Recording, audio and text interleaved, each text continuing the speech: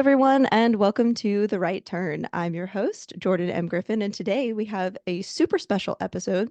We are joined by Beth Overmyer, who is the author of four, soon to be five books, including the Goblets Immortal series, and Brittle, the first book in the Blade and Bone series. So, Beth, thank you for joining us today. Thanks for having me, Jordan. Why don't you start by telling us a little bit about your work? So, what do you write? What do you enjoy writing? Anything like that? I mostly write fantasy for grown-ups, for the age groups of new adult, regular adult. I used to write middle grade, but I've kind of gotten away from that. And I Awesome. enjoy it a lot. Yeah, I have an interest in mystery, but I haven't tackled that yet. Ooh, okay. So, new things on the horizon, perhaps. Yes, So, with five books out, it's safe to say that you've been in the industry for quite a number of years now. Is that correct? that is correct. It's been about 12 years for me. Well, congratulations. Thank So you. after you finish your first novel, let's go back 12 years. So you've just finished the first novel in the Goblets Immortal series. What happens next? Did you look into agents or did you look straight for small presses? Kind of how did you navigate that coming off of a first novel? Well, my first novel was actually a middle grade novel in a pickle. It was a while ago. And I first started looking at agents. I didn't submit to too many, and until I found Muse It Up Press, which is a now defunct press. And I chose them because I had known some friends that had published with them, and it sounded like a good opportunity. And it ended up being a really good learning opportunity for me, to learn about how to use Microsoft editing features, how to track changes, and that sort of thing. Amazing. Okay. So I have been kind of in a similar vein where I had a novel, queried a few agents, but have really, been interested in small presses. And I know what drew me to small presses. What drew you to small presses the first time? I think the freedom, with going with an agent, I'm sure they're great and everything, but just, I don't know, a small press just seems more personable. And yeah, that's what drew me to them. Yeah, I love that. So you eventually landed, like you said, at your first press, and then now you found a lot of success with Flame Tree Press. So how did you find Flame Tree Press in the first place?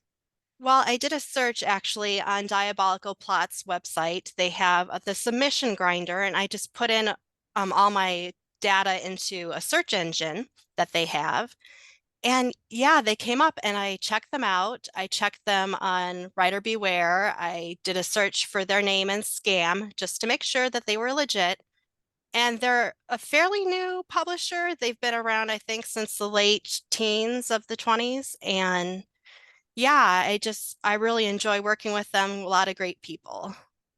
I love how you talk about, kind of doing your due diligence when it comes to small presses, because I think one trap that I see a lot of authors fall into is when they don't have representation, just trusting hmm kind of everything they find on the internet. And so you mentioned Writer Beware. Are there any other resources that you think of that are really good for, just double checking? I would say contact the authors. If you're able to find their contact information, ask them their experiences. Also, Better Business Bureau can be a good site to check out some places, though not everything's listed. Check their sales ranks, their book reviews, what the quality of writing is, and make sure those are verified reviews on Amazon when you're reading them because moms and dads can get on and just, praise the books to the sky. But if you know that the book is high quality, then there's a better chance the publisher is legit. Yeah, that's a great tip. Another kind of thing that I tend to look for, which maybe this is the wrong thing to look for, but I think cover matters a lot too, and Oh, website layout. definitely. Yeah, that's one Definitely. thing when I looked at Flame Tree Press and I saw your books, I adored their covers. They do a really good job. They hire cover artists that just really know what they're doing, are very professional. Yeah.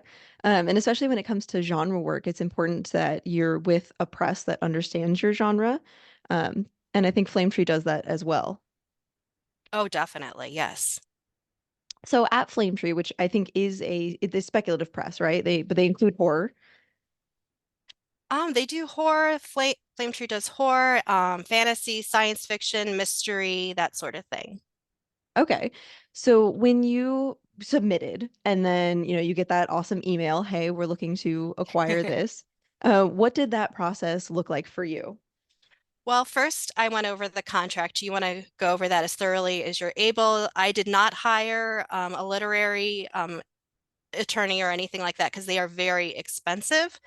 But I went to Google, I Googled terms that I didn't understand. And yeah, I went through all that and decided it was for me, and I signed.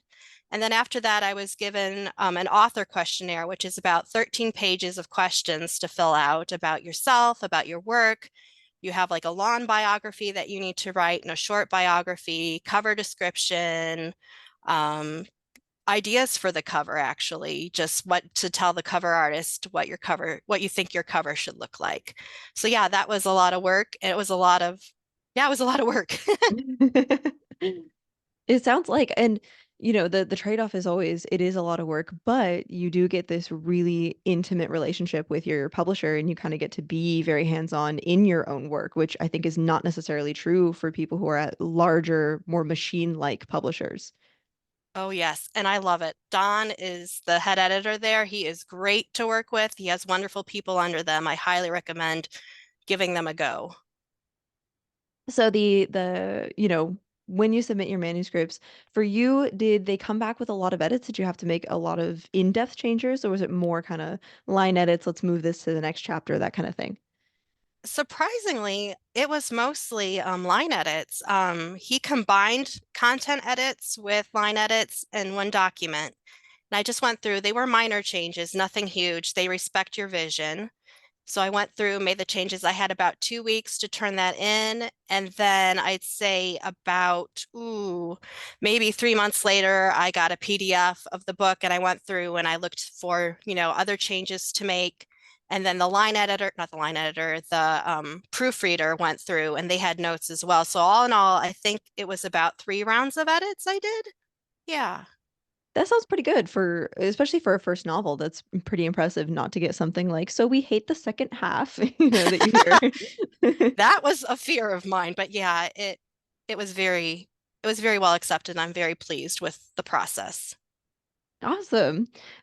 So, then after your editing, right, then it goes to marketing. So, you now, like we said, been in the industry for about 12 years. So, how did marketing look like for you the first novel versus how does it looking now? Well, with the first novel, it was just an ebook, and ebook marketing is very difficult, especially for a middle grade novel. And now I have a lot more support. Things have changed in the industry. You're still expected to do a lot of your own work. So if your book, fails, it's partially on you, but it's also partially on your publisher. It's a give and take sort of thing. And Flametree, they've sent my book to reviewer sites such as Publishers Weekly and Booklist. They've run sales, 4th of July special, that sort of thing. They signed my books up for blog tours, posted about them on social media and their websites, but I've had to, pull my weight. I have a newsletter. I post about my books on social media. I'm on Facebook, Twitter, Instagram, TikTok, and I have a website and blog that I try to maintain. And I do book signings when I can, and I agree to do interviews like this. Well, thank you very much for being here. I love interviewing authors because I have come to realize that the process is so different for everybody, which Hmm. seems crazy since we're all in the same industry. But okay, so a lot of your own publicity. Have you had fun with it?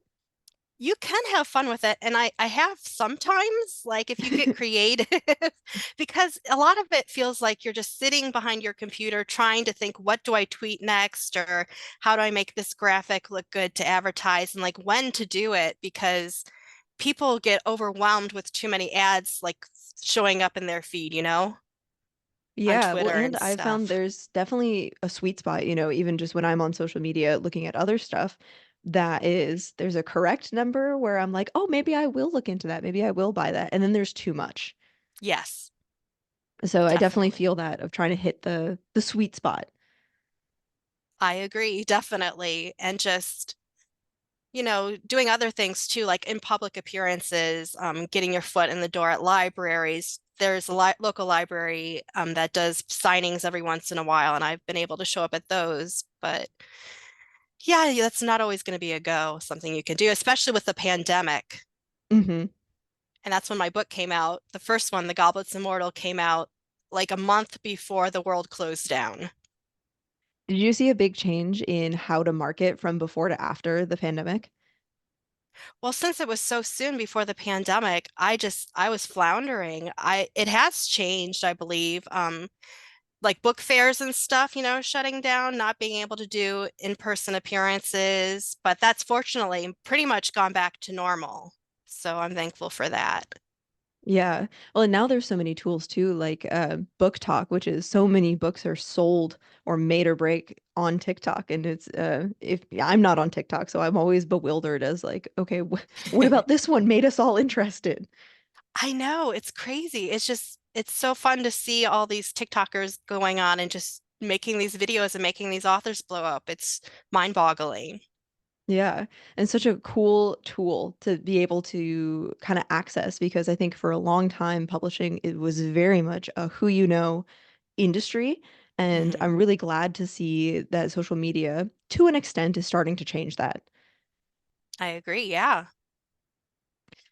So, now that we are looking at, so let's talk, sorry, Brittle's the first book. So the new book in the Blade and Bone series. How has that process been? What did that look like, going from the end of a trilogy to now starting a new one? Well, it was very interesting going from writing, high fantasy to historical sort of fantasy, in that I just had to change gears so fast because while I was editing one, I was writing the third book, the first book in the Blade and Bone trilogy, and it just was hard to keep details straight. That's why having a Bible for your books, I can't think of the word right now, but just a Bible that keeps all your information together from your books that like, okay, so and so's eye color's this, and what they like is that, and they hate this, and just different details that keep you centered and keep you focused on the right book when you're editing another. Yeah. And so, as you're ending one series and starting another, is there any kind of different marketing considerations that you're taking into account, or does the contract change, or is it the same, like, okay, here is my next book, and now here's the new one at a fantasy book of 75,000 words or over? Yeah, it's pretty much the same. The contract was, for between 70,000 and 120,000 words and in a certain genre. I negotiated it so that I wouldn't have to write in a different genre and then give them first consideration of that. So if I wanted to go to mystery, I could just go and do that and not have to worry about, first right of refusal and all that. When it Aw. comes to first right of refusal, can you talk about that a little bit? Because I find that a lot of authors get hung up on that kind of language. Well, it basically means that the publisher you submitted to and signed a contract with has the right to look at your next manuscript of a certain genre and a certain word count and say, we want this, we'll make you a deal for this, or they can say, no, you can submit this other to other places. That's why doing your due diligence when it comes to first submitting to the publisher is so important because you want this really long-lasting relationship with them and to be happy to give them book after book. Definitely. Yes, it's a very important relationship. It's a business, but yeah, you want to be happy there. Yeah. So, anything that you know now with your new book that you kind of wish you knew maybe with the first one, especially since now it's at a press that is perhaps no longer publishing it. What I wish I knew now. Then, probably it's more having to do less with the publisher, more with myself.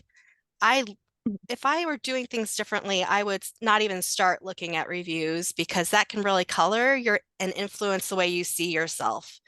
And yeah, it's just can be so negative. It can be positive too, but then you get all hyped up on yourself and then you can get arrogant. So yeah, I'd stay away from reviews. That's actually really good advice. That's the first time I've heard that advice, and it's so hard to do because, you obviously Hmm. want to know how your book is being received and you mean it with the best of intentions, but I always Yeah, and find it's that addictive. it's so addictive. And I find that I tend to, there could be 100 beautiful reviews, and if there's one bad one, I'm like, I'm terrible. Yeah, exactly. Oh my word. Yeah, I do that too. So let's go a little bit further back since those are all my questions and we have so much time left. Oh Um, wow. let's go a little further back. What got you into fantasy in the first place? Oh, what got me into fantasy was definitely J.R.R. Tolkien's The Hobbit and The Lord of the Rings. I started out writing short stories when I was a little girl, just cute little things about animals talking, and then there were detectives. But once I read The Lord of the Rings and The Hobbit, I just decided, I enjoy reading this so much. Why don't I try writing it? And I wrote a novel that's still uncompleted. It's about 120,000 words, and there's probably many, many more words that could be written.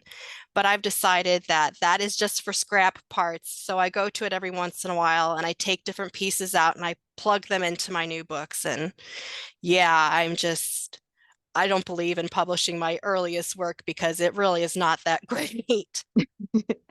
I have this theory, which is that it really takes authors their kind of until their second or third novel to really feel like they know what they're doing. Whether the Hmm. first one gets published, that's totally fine. But I'm now working on my third manuscript. The first two are completely unpublished. They're finished, but they're unpublished. And I am now feeling like, oh, wait, I get this, I think. Yeah, you kind of get into a groove. You know what you're doing. You get confident. It's great. Yeah, exactly. And so, since you want to be in these genres, how important do you think the mechanical things like word count or hitting all of the tropes are when you're looking to publish what is essentially a product? Well, I would say definitely word count is king. You need to make sure that you stay within the boundaries. Otherwise, it's going to be harder to get picked up. If it's really, really long, there are some publishers that are indie presses, small presses that will look at that sort of thing. Flame Tree is not one of them. Their maximum word count length is 120,000 words. As far as genre tropes, it's important to know those, when to use them, when to break them, but I actually don't focus too much on what trope can I squeeze in now. No, it's more like what works for the story. And yeah. That makes sense. And it's always a struggle because I tend to write on the shorter side of what's accepted in the genre, and it's just my style. Things tend to be really zippy, and I love Tolkien, but I cannot do the here's 50 pages of the history of the Shire. Yes. Oh, wow. And so that's a struggle that I've come up against too, where I'm writing in these genres and been told, like, no, actually, 80,000 words is not long enough for us. So it's good to know that, the product comes first, the art comes first, but word count is something to Mhm. keep in mind. Yeah, it is. And I used to write on the shorter side, and I found that it's easier to pump up word count than it is to cut down. Or maybe it's the other way around. I don't know. It depends on the project. But yeah, I used to write very slim, lean prose. I have found the longer that I write, the more I can look at a work and go, oh, there can be a whole other chapter here. Really? The very first novels were very much like, okay, slim it down, cut it all. There's a bunch of stuff that doesn't need to be here. And the first ones are, or the new ones now are like, oh no, no, okay, I could see what I could add here. Wow, I'm the total opposite. I guess everyone evolves differently in this crazy world. I know. So now that you are an established author, do you feel that you have some amount of sway or power to say, like, no, no, this is the word count that really does need to be with your publisher, or is it still very much, it has to fall in these parameters? I'm very much of the mind that I'm going to follow the rules, in that respect, as far as word count goes, because, I've signed this contract that says that it, and everything with the publisher, they say you can only do so many words. So I'm just very by the book in that matter. That makes sense. And I think that's a good rule of thumb, especially like we said, when you are your own advocate, you don't have somebody in your corner for you yet. Yeah, precisely. So anything that you think you would say to younger up and coming authors who are really looking to kind of get a foot in the door in the industry? I would say read a lot. Read books that you love, read books that you think you might love or might hate even. Learn from them and Yeah, just keep improving your craft. Even if you're published, you're still learning. There are no masters in this craft. We're all learners. So keep on learning. I think that's one of my favorite things about being in an artistic industry is there's no such thing as perfection. Exactly. Yeah, so you can always, always, always get better. It's a wonderful thing and it's a scary thing because yeah, you want to be perfect, but you can't be, and it's frustrating if you're a perfectionist, but important to keep learning. Yeah. Yeah. Well, and anything that strikes you as, anything you've learned about the craft itself as you have evolved as an author. That's a very good question. What have I learned? I've learned that I'm not perfect. I've learned that editors can make mistakes. I can make mistakes. There will be typos in books that make it through several rounds of edits, and that's okay. I've learned that it's good to be have beta readers to go over your work if possible, and to be humble. Always be humble and willing to take corrections in your stride, and just be gracious, be thankful. This is a wonderful process, and not everyone finishes a book. So if you finished a book, kudos to you, even if it never sees the light of day. That's wonderful. Yeah, that is definitely an achievement to be able to say, I wrote a book. Mm-hmm. So as you're Because going through the editing process, and you're getting feedback from beta readers, how do you tell the feedback that is helpful for the work versus the feedback that maybe would take the work in a direction you don't want it to go? I think if you have an outline that can help you, I'm a pantser, so I fly by the seat of my pants and I do a little bit of plotting, but to tell what works and what doesn't work, you just got to go with your gut. And if two or more people say the same thing, I listen to it more. But if only one person says it, consider it a little bit, but don't lean too heavy into it, because that might just be their opinion and how they want to see things go. Yeah, I think that's great advice. I found, especially as a younger author, that was one of the things that I struggled with was one, showing work way too soon, and then Hmm. two, taking every piece of advice that came at me. Yeah, you can't do that because, yeah, people have opinions, and this is a very subjective field, I feel. Yeah, I think anytime that you're working with a product that is meant to be reacted to emotionally, it is very difficult to objectively say whether something's good or bad. I agree. And I don't think there are really any bad books unless there's tons of typos and it's not on purpose. Like, it's riddled with it, but every work has its merit. Yeah, I think that's a really beautiful way to look at it. Thank you. So, since we are talking about, the indie side of publishing and indie authors, um, do you think that is a difference in the quality of books that are published by indie authors versus by the big five? Because I have my opinion on this, but I've heard a lot of people say like, well, I don't know what the good indie books are. You know, I think I think the quality, it can be exactly the same. It depends on what kind of editing you've had, if you've had outside editors and not just do it yourself, because you do need another eye, at least one other set of eyes to go over it. But I'd say the quality can be exactly the same. Yeah, I agree right there with you. And I have read books both by indie authors and by the big five that have knocked my socks off, that have changed my life. And I've read books Hmm. both by indie authors and by the big five that I'm like, oh, okay, that one wasn't for me. And that's totally fine. Exactly. In fact, I read a book a few years ago and I'm like, this is like, I wonder if this is indie. And I read it, it was professional. And then I've read not professional, traditional. And then I've read traditional and I'm like, is this indie? I'm like, no. So, it's the other way around. Yeah. So quality is, yeah, it can vary. Yeah. And what do you think is the best way for yourself and your writing to assure the quality that you're putting forth? Does it start in the writing room at the computer, or is it really, relying on those editors for you?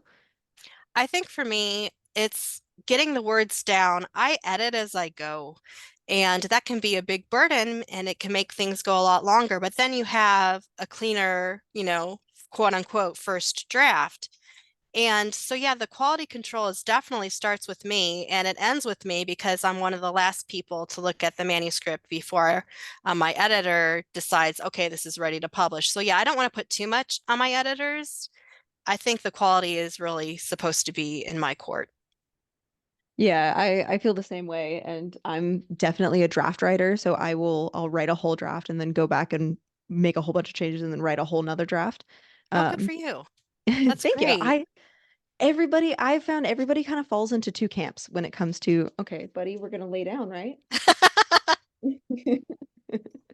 Everybody kind of falls into two camps when it comes to how they draft, and I have found that it's either you draft super fast and you can write an entire draft in like a month and a half, and then you have to spend the next 6 months fixing everything that you put down, or you draft really slowly and you write, a sentence, a paragraph at a time, go back, fix it, make it perfect, and then write the next sentence and the next paragraph. And so you end up taking the same amount of time. It's just how many drafts get you Yep. there. Yeah. Do you Everyone's fall into one of those different. too? Yeah, I am definitely the slower, like, getting the first draft down very slowly, and then I come back and have many drafts after that, but they're definitely cleaner since I spent so much time editing as I write. So, yeah. Oh, awesome. Okay, well, is there anything else that you think would be important to go over when it comes to indie publishing or, being an advocate for yourself in this industry? Off the top of my head, I would say, I don't know what I'd say. We've covered so much, I've forgotten what we've talked about already. I know. I love how different all the interviews go, and I have really enjoyed talking to you, especially because I feel like you have this kind of long-term angle coming at it. Some of the other authors that I've talked to have either are in the process of publishing their first book or have only published one. So thank you so much for all of your expertise and being willing to share it with the world.